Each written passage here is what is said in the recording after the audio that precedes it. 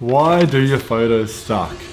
Well, I've been there too. I've been taking photos for a long time now, over 10 years, and I know that feeling of seeing other photographers and seeing their photos and being like, how the f do you actually take that photo? And it's so frustrating because you want to take these photos and you still go out and do these photo shoots, but for some reason it's not turning out how you want. And it's not the lens, it's not your camera gear. All that stuff does help if you know how to use it, but quite often from what I've noticed is through doing photo walks, photo workshops, and meeting with beginner to intermediate photographers, it's got nothing to do with their gear. What really is going to start to get your ideas and your photos looking really good has got a lot less to do with your camera gear, but a lot more to do with just some simple adjustments. And that's what we're going to talk about today.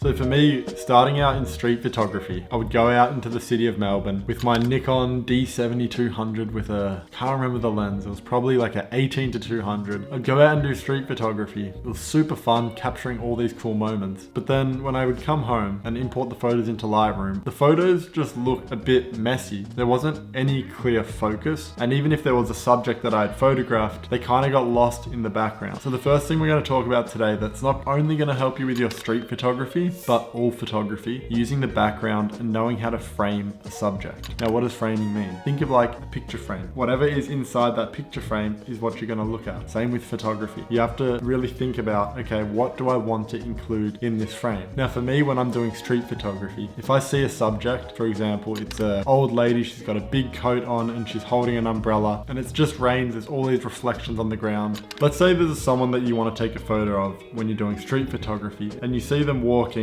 and you're like, okay, I want to take this photo, but I'm not sure of the exact composition. What you can do is look out onto the street and look for a simple backdrop. This could be a door that doesn't have too much detail or a big colored wall that once again doesn't have too much detail. Because once there's something that has too much detail, sometimes your subject can get lost in that. For example, a tree. If you're taking a photo of someone and there's like a big tree with all these leaves, all this detail in the background, they're just going to get lost and they're not going to really pop out from it. So if you can understand this concept, it will really change your photography. So the next thing that's going to make you improve your photography is actually editing. Now, you probably already edit your photos, but in my opinion, is about 50% photography. If you don't know how to edit your photos, you are leaving so much opportunity just on the table. For example, sometimes I will edit a photo and I'm just not getting the quiet look that I want. Like I'm playing around with the sliders, trying out some different presets, but it's just not working. Now the photo is usually pretty good. It's just I haven't figured out exactly what edit is going to complement the most. And why that is important is because the edit conveys the emotion of the image. For example, on a simple level, blue tones give a cold, dark feeling of a lone vibe, whereas the orange colors give warm, summer, that cozy vibe. So using different colors in your edits is going to change the way that the image feels. Now the real challenge is figuring out what do I actually do when I'm in Lightroom? What do I move? What sliders do I move to get that image and feeling that I want? Now, what I would say to you is do this method that I do, and it is super simple. Every time I see a photo and I'm editing it and I'm like, okay, I don't exactly know what I want. I just look at the image, take a deep breath and go, what's the next thing that I want to change about this? Okay, I think the tones are a little bit too blue. I want to make them a bit more orange. And just go down step by step, take it one step at a time. And then eventually after doing that about 20 times, you're going to come to a pretty good edit. And it's going to really show the feeling and vibe that you wanted to portray in that photo.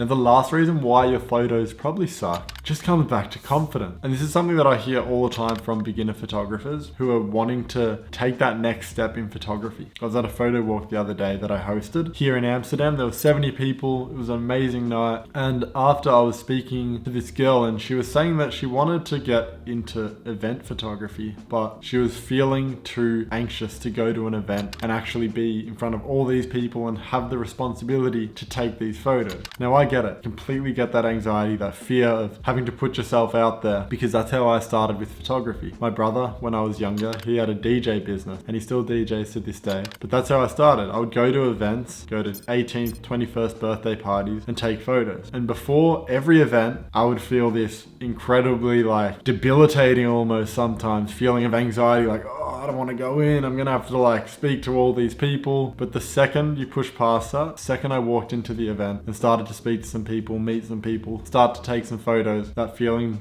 just disappeared. Now, this isn't only with event photography. This can be with any photography project that is outside your comfort zone. This is where you're really going to start to grow in photography and start to see results, and that fear and anxiety is holding you back. So I want you to think about a photo idea or something that you've been wanting to do, but you've been letting that fear get to you and hold you back. Think about what would happen if I actually just did it. How would you feel if you went out and did that photo idea you wanted to do, contacted that client, went to that event and did photography? You'd feel amazing, and you would actually be growing as a photographer. And when you grow as a photographer, you go from taking shitty photos to photos that you're actually proud of. So those are some things that I would urge you to use if you're wanting to see some big results in your photography and you're wanting to just really level up. Because those are things that I've done over the past 10 years of being a photographer that have really helped me. And I still feel these feelings today of anxiety, of doubt. I don't think they ever go away. I think you just get better at handling them. So just know that you're not alone in feeling that, and you're not alone in your creative journey.